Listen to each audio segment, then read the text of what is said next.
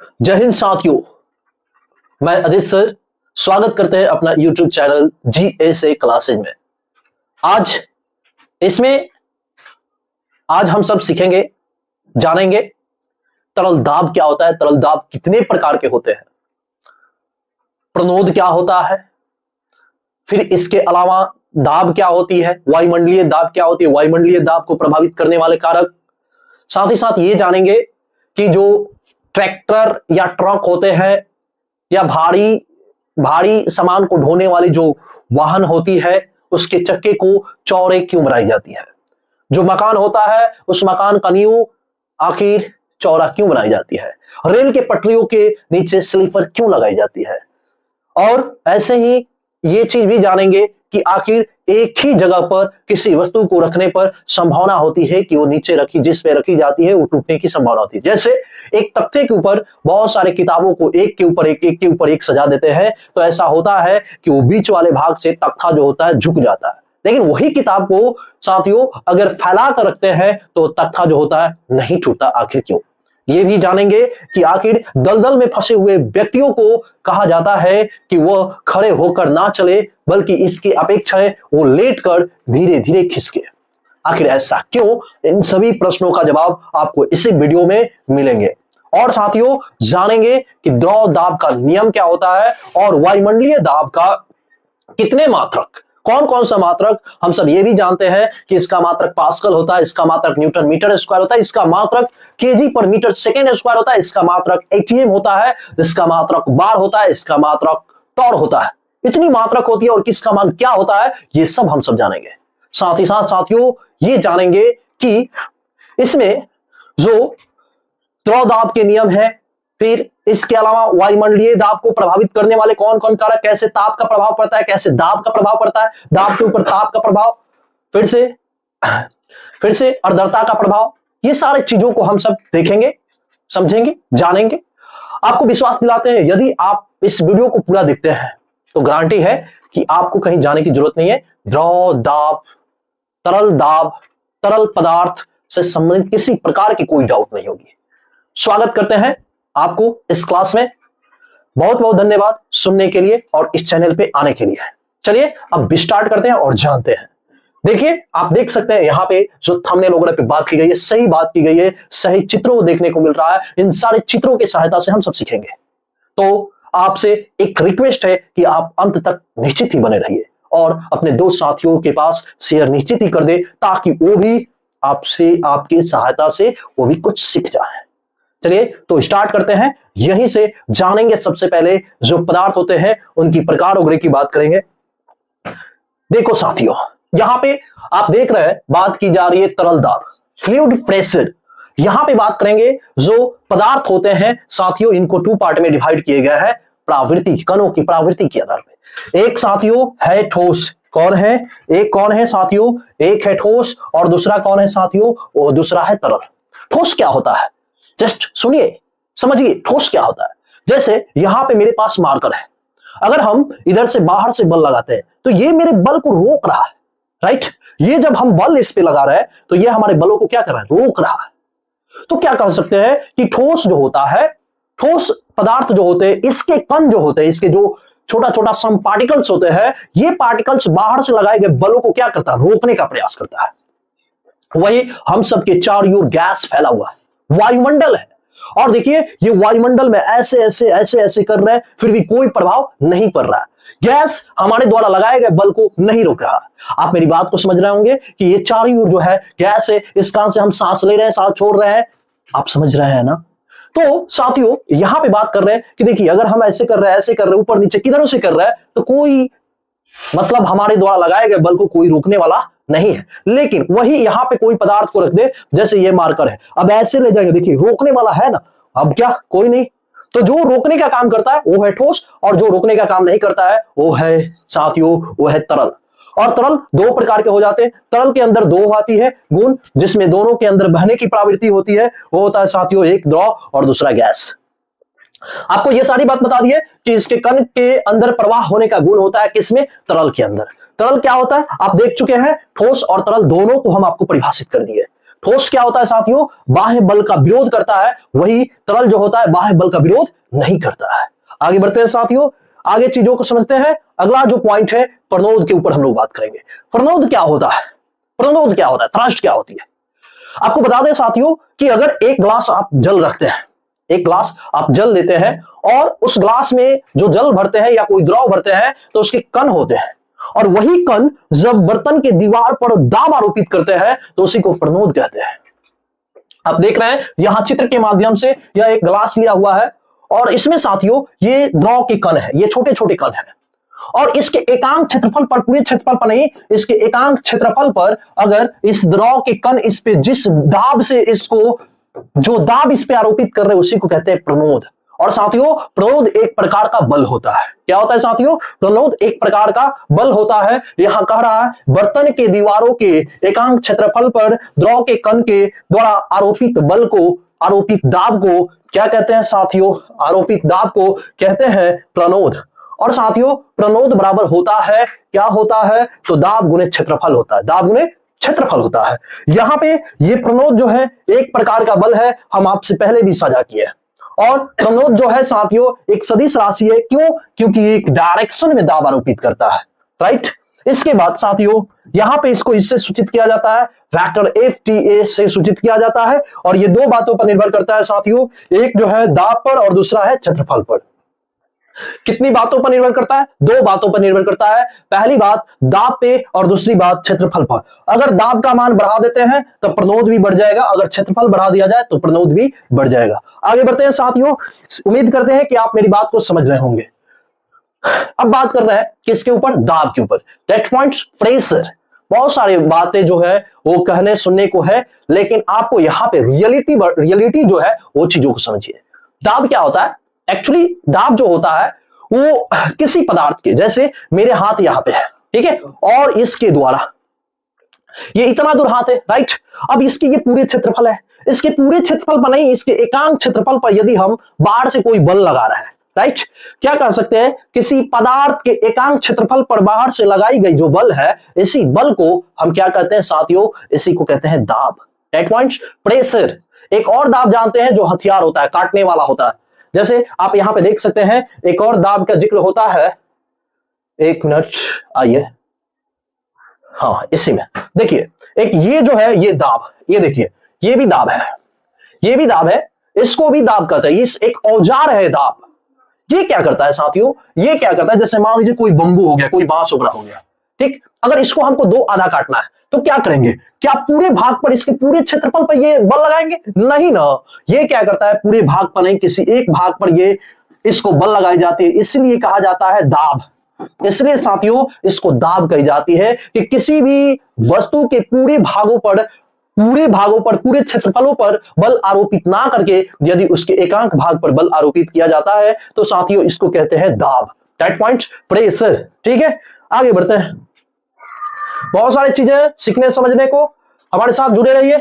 आइए देखो साथियों, अब जो है यहां पे इसी की बात कर रहे हैं, हम दाब की बात कर रहे हैं। उम्मीद करते हैं कि आपको परिभाषा समझ में आ गया होगा कि कोई भी पदार्थ है उस पदार्थ के संपूर्ण क्षेत्रफल पर नहीं, बल्कि इस पदार्थ के एकांक क्षेत्रफल पर बाहर से जो बल लगाई जाती है उसी को कहते हैं साथियों दाब। और दाब बराबर होता है बल बटे क्षेत्रफल। क्या होता है, बोलना जरा, बल बटे क्षेत्रफल, राइट। क्या होता है, दाब बराबर बल बटे क्षेत्रफल। और साथियों अगर बात करें तो यहां पे दो बातों पर निर्भर करता है। ये तो है एक अदिश राशि, राइट, जो दाब है एक अदिश राशि है, कहीं भी आरोपित हो सकता है। दूसरी बात ये कि इसके लिए जो मैथमेटिकल टर्म हो रहा है, तो दाब बराबर, अभी हम आपको बताएं, अभी शेयर आपके साथ किए कि दाब बराबर होता है बल बटे क्षेत्रफल। इस तरह से आप देखिए तो दो बातों पर निर्भर करता है। V बराबर होगा वेक्टर F/A। और साथियों यहां क्या होता है, ये देखो, अगर इसको साइलेंट करते हैं तो P direct proportional to vector F। यदि बल का मान बढ़ा दिया जाए तो दाब भी बढ़ेगा। किसी भी पदार्थ के ऊपर अधिक से अधिक बल लगाइएगा तो अधिक से अधिक दबाएगा। जैसे आप समझ लीजिए एक बोरा है और उस बोरे में रुई रखा हुआ है। क्या रखा है साथियों, रुई रखा हुआ है, और आप उसको हल्का बल लगा रहे हैं, कम बल लगा रहे हैं, तो जब कम बल लगाइएगा तो कम न दबाएगा जी। अगर वही आप अधिक बल लगाइएगा तो पूरा होगा ऐसा कि आप जहां से दाबते हैं पूरे जाकर पेंदी में पहुंच जाएगा। बोरा के पूरे पेंदी में नीचे वाले भाग पे पहुंच जाएगा। तो क्या कहते हैं साथियों कि ये जो होता है, जो दाब होता है, वो आरोपित बल के समानुपाती होता है। जितना बल का मान बढ़ाइएगा दाब भी बढ़ेगा, बल कम कीजिएगा दबाव भी कम पड़ेगा। ठीक है साथियों। इसके बाद क्षेत्रफल के व्युत्क्रमानुपाती होता है। ये क्या कहता है? ये क्या कहता है? यही तो है जो डेली लाइफ में काफी अधिक इसका प्रभाव है, काफी अधिक प्रभाव है साथियों। जैसे जो नाव होते हैं, ठीक है, अगर आप किसी समुद्र के अंदर एक छोटा सा कील डालते हैं तो वो कील डूब जाता है, राइट। लेकिन वही जो बड़े बड़े नाव होते हैं, काफी भारी भारी से नाव होते हैं, फिर भी वही नहीं डूबता है। ऐसा क्यों?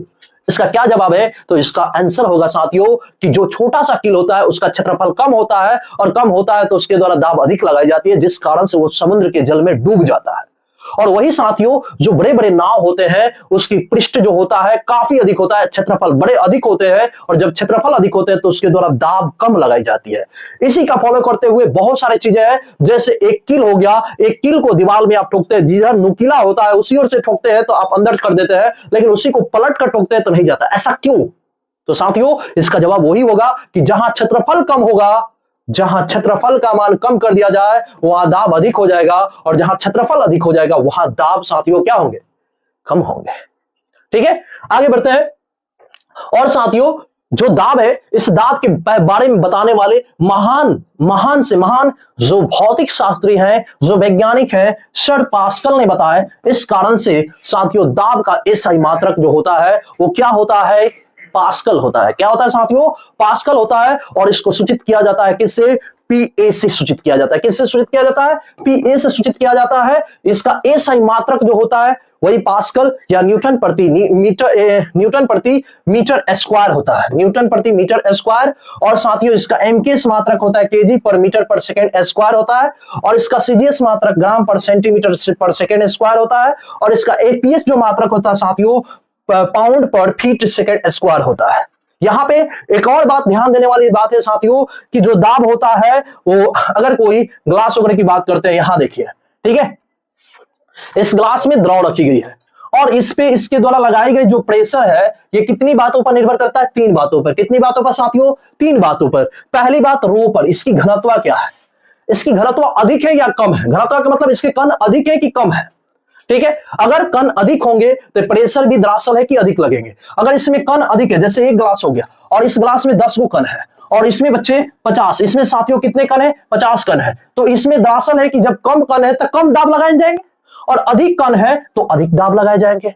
फिर साथियों यही पे तो लागू होता है कि ऊंचाई के अनुसार भी काम करता है। ठीक है, आगे बढ़ते हैं। देखिए ये घनत्व के समानुपाती होता है, गुरुत्वीय त्वरण के समानुपाती होता है, और ऊंचाई के भी समानुपाती होता है। ठीक है साथियों, आगे बढ़ते हैं। जो भी डाउट होगा आगे क्लियर हम लोग कर लेंगे। अब देखो साथियों यहां पे बात आ रही है, अगला जो पॉइंट है दाब से संबंधित, यहां पे बात की गई है पास्कल। एक पास्कल किसे कहते हैं? तो साथियों जो दाब होता है, दाब बराबर क्या होता है? बल बटे क्षेत्रफल होता है, बल बटे क्षेत्रफल होता है। यहां यदि 1 मीटर स्क्वायर के क्षेत्रफल पर यदि 1 न्यूटन का बल लगाया जाता है तो जो दाब होता है उसी को कहते हैं 1 पास्कल। क्या है साथियों? तो यहां पे कहेंगे कि किसी वस्तु पर आरोपित दाब को ही 1 पास्कल कहते हैं। किसी वस्तु पर आरोपित दाब को ही 1 पास्कल कहते हैं यदि आरोपित बल 1 न्यूटन और क्षेत्रफल भी 1 मीटर दोनों एकांक हो जाए तब। ठीक है साथियों, यहां पे देखिए वही बात है, ऊंचाई के समानुपाती बढ़ेगा तो प्रेशर भी बढ़ेगा, और घनत्व बढ़ेगा तो प्रेशर भी बढ़ेगा। ठीक है, इसके बाद इसके बीमा की बात करें साथियों तो बीमा हुआ आसान। कैसे? जो बीमा है यहां बात कर रहे हैं, तो जो बीमा होता है इसको ऐसे तो दाब को P से सूचित किया जाता है, और P बराबर होता है F/A, राइट। यहां पे F की बात करें तो इसका एसआई मात्रक जो होता है वो होता है न्यूटन, और A की बात करें तो होता है मीटर स्क्वायर। अगर न्यूटन की बात करें तो न्यूटन का MK मात्रक हो जाता है केजी मीटर पर सेकेंड स्क्वायर, और साथियों यहां पे मीटर स्क्वायर तो मीटर से मीटर कट जाएगा और ये नीचे 1 मीटर बच जाएगा। इस कारण से साथियों इसका बीमा M(1) और L(-1) और T(-2) होगा, राइट। आगे बढ़ते हैं। यहां पे देखिए आगे अगर बात किया जाए तो इसको लेकर यहां पे स्थिर द्रव में ये क्या बात कर रही है? स्थिर जो द्रव है वो स्थिर द्रव में क्या होता है? जैसे एक यहां पे बात करते हैं, एक लिक्विड है, ठीक है, एक ग्लास में जो है, ग्लास में जल भरा हुआ है, ठीक है, ग्लास में क्या है, जल है, और इसके कण जो है ना बिल्कुल स्थिर है, ठीक है, ऐसे स्थिर है, गति कर ही नहीं रहा, ठीक है। जब गति नहीं कर रहा है तो ऐसे सिचुएशन में ये जो कण होते हैं ये पृष्ठ के साथ कितने डिग्री पर रहते हैं, 90 डिग्री पर होते हैं, ठीक है, कितने डिग्री पर, 90 डिग्री पर होते हैं। तो ये जो साथियों होता है, यहां बात की जा रही है कि स्थिर द्रव में, स्थिर द्रव में जो द्रव के कण होते हैं, ये द्रव के कण पृष्ठ के साथ कितने डिग्री कोण बनाते हैं साथियों, तो 90 डिग्री का कोण बनाते हैं। वही बात करें फिर अनुगति सिद्धांत के अनुसार, देखिए अनुगति का सिद्धांत क्या कहता है साथियों, ये कहता है कि जैसे एक बर्तन हो गया, जैसे एक बाल्टी हो गया या कोई ग्लास हो गया, उसमें लिक्विड भरा हुआ है, तो जो लिक्विड होता है ना साथियों, उस लिक्विड के प्रत्येक कोण, प्रत्येक कण, एवरी पार्टिकल्स, प्रत्येक कण जो होता है साथियों वो चारों ओर समान रूप से बल लगाते हैं। जैसे यहां देखिए, इधर इधर इधर कहीं नहीं छोड़ता, आखिर क्यों छोड़ेगा, क्यों छोड़ेगा, किसी भी एरिया को नहीं छोड़ता है, और ये चारों ओर जो होता है साथियों बल आरोपित करता है, निरंतर लगाता है, निरंतर।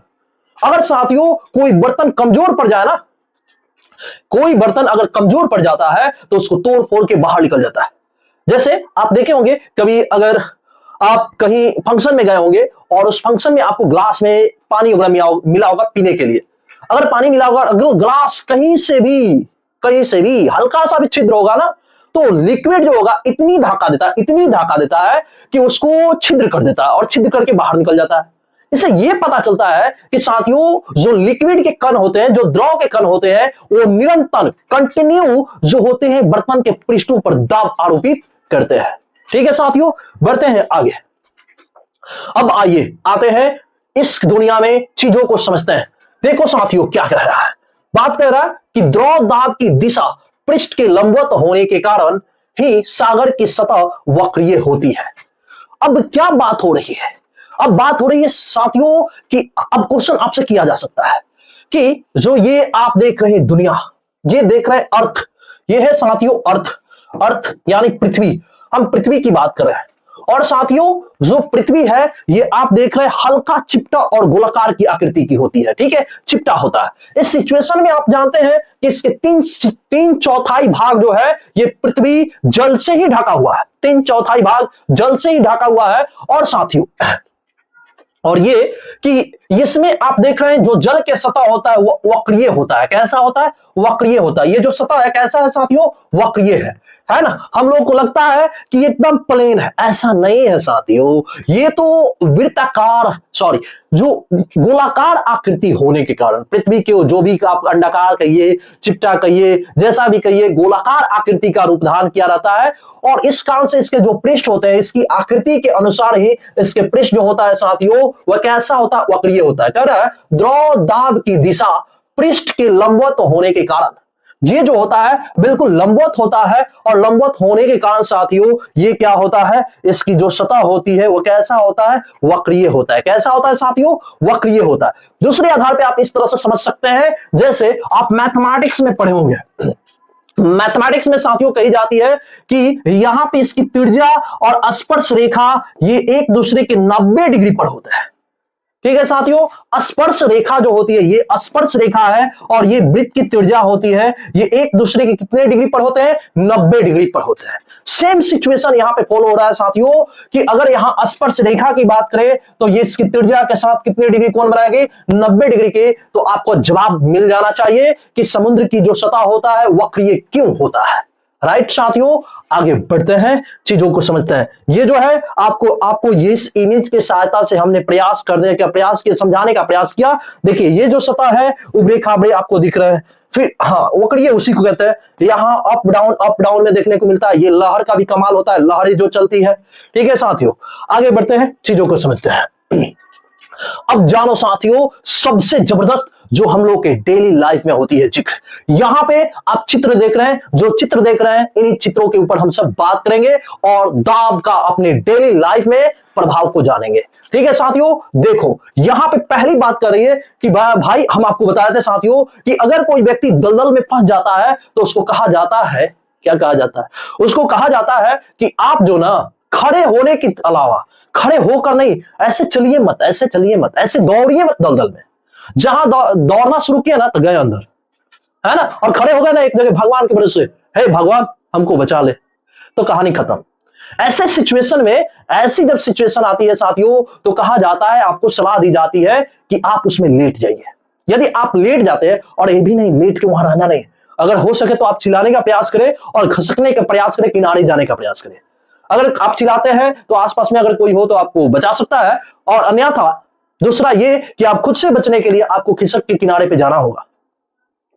ऐसा इसलिए कही जाती है क्योंकि साथियों, अगर हम सब लेट जाते हैं, लेटते हैं, तो हम लोग का शरीर का जो क्षेत्रफल है ये पांव के तुलना में जो होता है अधिक है।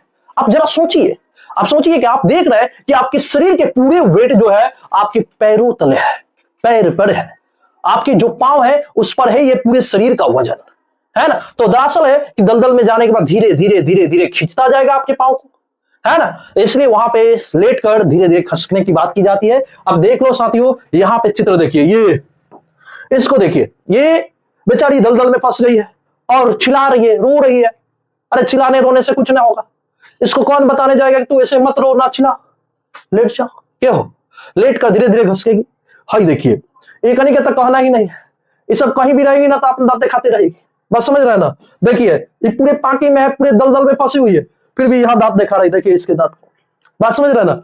ये बेचारा, ये भाई साहब को देखिए, ये मजे कर रहे हैं, ठीक है, ये दलदल में फंसे, इनको जानकारी है, इनको जानकारी है, ये जो है समझ रहा है ना, लेट कर खिसकने का प्रयास कर रहे हैं, ठीक है। और ये भी देखिए, ये भी दलदल में हाँ लेट गई है और खिसकने का प्रयास करिए, हो सकता है में है सही सिचुएशन में लेट के भगवान को देख रही है, कोई बचाएगा ऊपर से, कोई नहीं बचाने वाला है, अपना दिमाग लगाइए। चलिए आगे बढ़ते हैं, ठीक है साथियों, उम्मीद करते हैं कि आप इस चीज को समझ गए होंगे। चलिए आगे बढ़ते हैं, अब बात कर रहे हैं एक और टॉपिक, बहुत लाजवाब है, बहुत मस्त है। ये जो है हम सब देख रहे हैं दाब से संबंधित, है ना।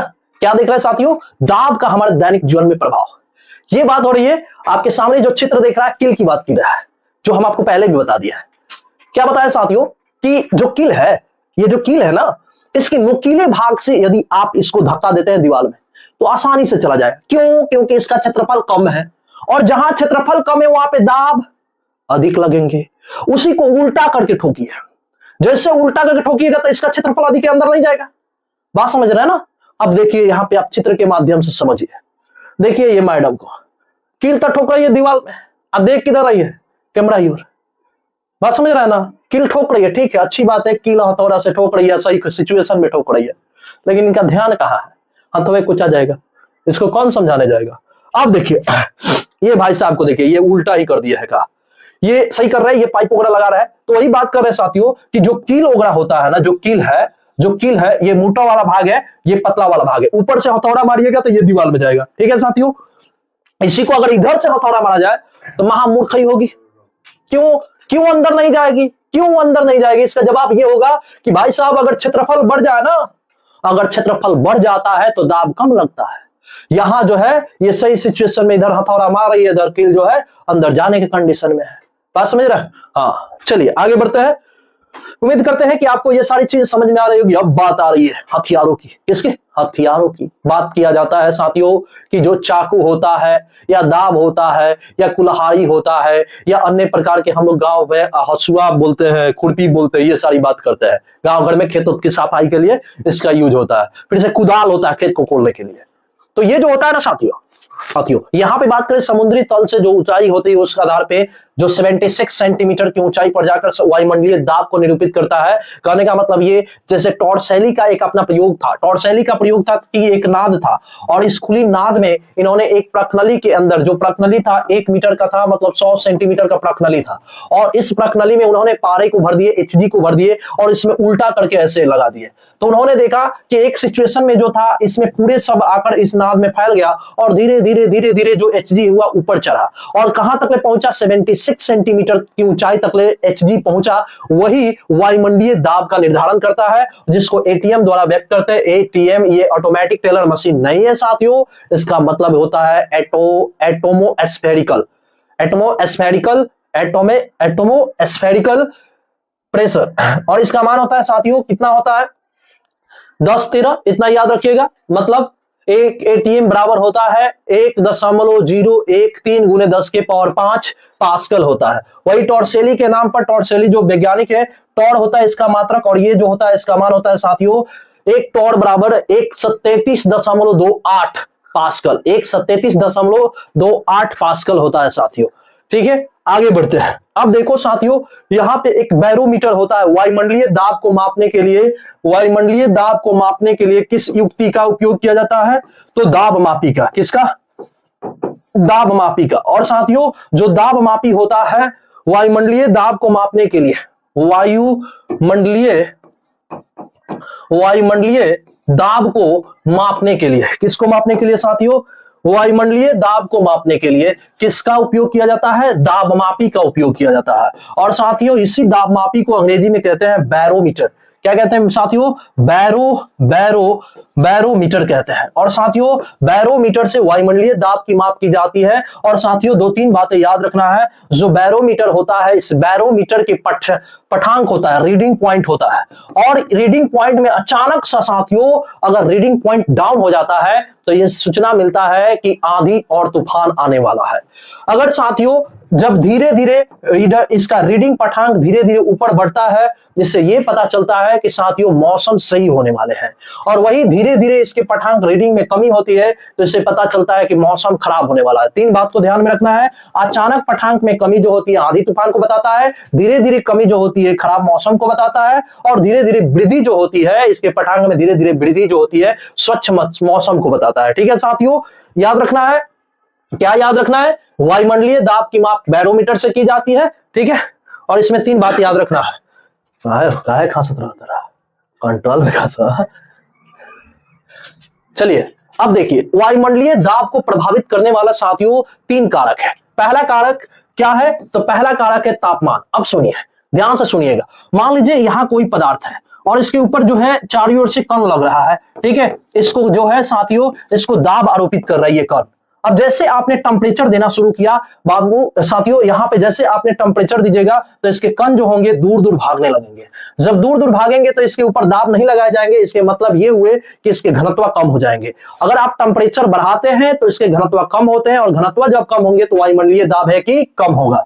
यानी टेम्परेचर बढ़ने पर वायुमंडलीय दाब घटता है, टेम्परेचर कम होने पर वायुमंडलीय दाब बढ़ता है। ठीक है साथियों, इसी प्रकार से ऊंचाई की बात करें। ऊंचाई तो हम आपको बता दिए कि जैसे जैसे ऊंचाई बढ़ेगा वायुमंडलीय दाब घटेगा, क्योंकि पृथ्वी तल से ऊपर जाने पर कण कम मिलते हैं और पृथ्वी तल पे कण अधिक होते हैं। ठीक है साथियों, तो कण जहां अधिक होंगे वहां पे घनत्व अधिक होगा और वायुमंडलीय दाब भी अधिक होंगे। तो ऊंचाई बढ़ने पर जैसे जैसे ऊंचाई बढ़ता है वैसे वैसे वायुमंडलीय दाब कम होती है।